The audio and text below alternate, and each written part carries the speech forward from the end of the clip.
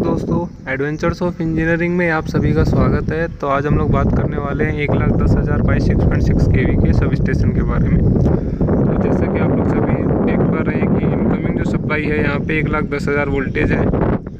तो मैं थोड़ी दूर हूँ सब स्टेशन से, तो इसलिए आपको जूम करके दिखा देता हूँ। सबसे पहले हमारा सब स्टेशन में जो सप्लाई आएगा, सबसे पहले LA लगा होता है उसके, क्योंकि अगर 1,10,000 वोल्टेज से अगर ज़्यादा सप्लाई आती है तो उसको ग्राउंड कर देता है। उसके बाद में हमारा AB स्विच लगा हुआ है। AB स्विच के जस्ट बाद में हमारा एक PT लगा हुआ है। PT के बाद में हमारा CT है। CT के बाद में हमारा वापस से एक AB स्विच है। AB स्विच के बाद में हमारा वापस से PT है, और PT के बाद में हमारा डायरेक्ट ब्रेकर है, जहाँ से हम लोग AB स्विच को कंट्रोल करते हैं। सप्लाई को आगे भेजना है या नहीं भेजना, तो हम लोग AB स्विच से उसको कनेक्ट करते हैं और डिस्कनेक्ट करते हैं। उसके बाद में हमारा डायरेक्ट सप्लाई AB स्विच से होता है, वो डायरेक्ट हमारे ट्रांसफार्मर में आ जाता है।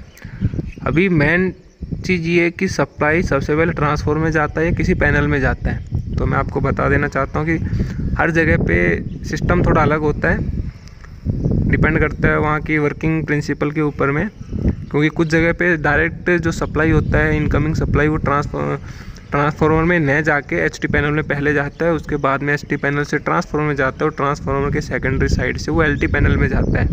लेकिन ये सिस्टम होता है LT मोटर्स के लिए, जहाँ पे हमारा एप्लीकेशन LT सिस्टम होता है, जहाँ पे हमारे 440 वोल्टेज से चलने वाली चीज़ें होती हैं। लेकिन यहाँ पे जहाँ पे फ़िलहाल मैं आपको बात कर रहा हूँ, तो यहाँ पे हमारा 6,600 वोल्टेज पे ऑपरेट होने वाले मोटर्स हैं, HT मोटर्स हैं। तो यहाँ पे थोड़ा सिस्टम अलग है। तो मैं आपको दिखा देना चाहता हूँ, जो हमारे सामने दो ट्रांसफार्मर दिख रहे हैं, ये ट्रांसफार्मर 12,000 kVA के हैं। तो जो सबसे पहले 1,10,000 वोल्टेज है, वो सबसे पहले हमारे ट्रांसफार्मर में जाएगी। लेकिन ट्रांसफार्मर में जाने के लिए वो सप्लाई ओके है, सही है, या उसमें कुछ मिस्टेक्स हैं, तो वो हम लोग कैसे एनालिसिस करते हैं, तो वो मैं आपको दिखा देना चाहता हूँ। अभी हम लोग जा रहे हैं पैनल रूम में।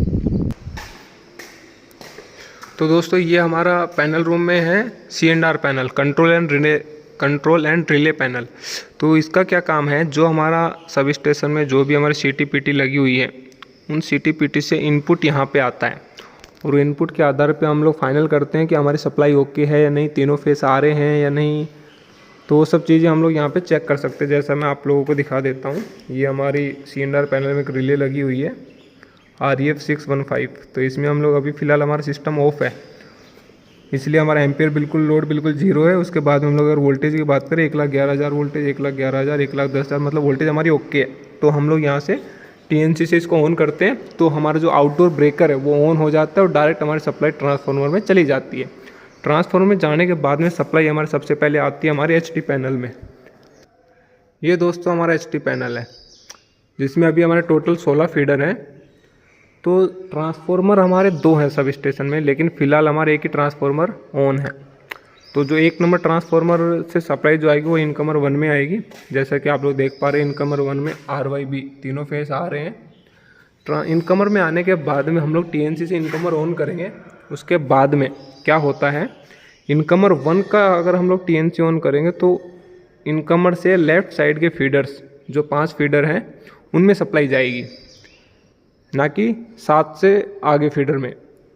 7 से आगे अगर हमको फीडर में सप्लाई पहुंचानी है, तो या तो हमको हमारा इनकमर 2 ऑन करना पड़ेगा, ये इनकमर हमारा 2 है, या फिर हमको जो बस कपलर है, इनकमर 1 एंड इनकमर 2 के बीच में जो बस कपलर है, ये हमको ऑन करना पड़ेगा। तो अभी जो हमने किया, वो इनकमर 1 को ऑन किया हुआ है, और हमारा बस कपलर को ऑन किया हुआ है। जैसा कि मैंने आप सभी को बताया था कि इनकमिंग सप्लाई 1,11,000 वोल्टेज है, और ट्रांसफार्मर के सेकेंडरी साइड से हमारे 6,600 वोल्टेज निकलती है। तो आप लोग देख पा रहे हैं, पूरा हमारा 6,600 वोल्टेज के लगभग है।